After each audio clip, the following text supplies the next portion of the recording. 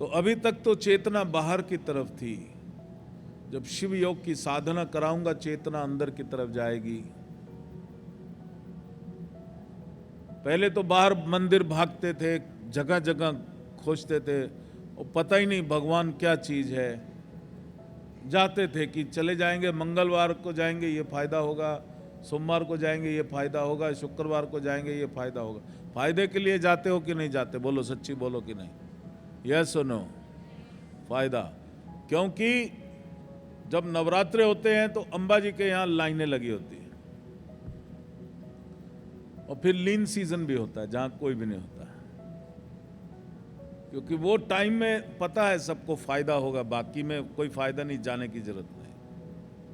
मंगलवार वाले दिन हनुमान जी के यहाँ लाइन लगती है, बाकी दिन हनुमान जी चुपचाप एकांतवास करते हैं, कोई जाता ही नहीं। सोमवार वाले दिन शिव जी के यहाँ लाइन लगती है, बाकी दिन शिव जी भी आराम से बैठते हैं, फायदे के चक्कर में जाते हैं। क्योंकि हम अपने आप को कमजोर समझते हैं, हमें कहीं बाहर से कुछ मिलना है, हमें बाहर से कुछ मिल जाएगा, वो खोजते हैं। शिव योग में आए हो, जो बाहर खोज रहे हो, जो रास्ता बाहर तुम ढूंढ रहे हो, जब अंदर प्रवेश करते हो तो तुम कहते हो जिस अनंत को मैं बाहर खोज रहा था वो अनंत तो मेरे भीतर है। The infinite is within me. तुम्हारे अंदर वो अनंत सोया हुई अवस्था में है। वो जिस परमात्मा को तुम कहते हो अभी तक समझ नहीं आया, वही परमात्मा तुम्हारे भीतर है, बाहर नहीं है।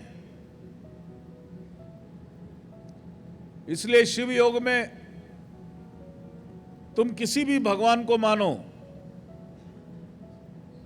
कोई चिंता नहीं है, क्योंकि तुम्हारा भगवान तुम्हारे भीतर है, बाहर नहीं है। और शिव योग वो प्रोसेस है जो तुम्हें तुम्हारे भगवान से जोड़ता है।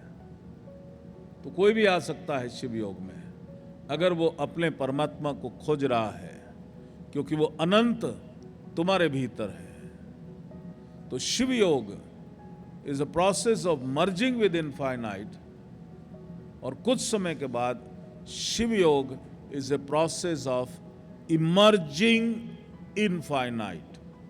तुम उस अनंत को अपने भीतर देखते हो और उस अनंत को तुम जागृत करते हो। यही है शिव योग।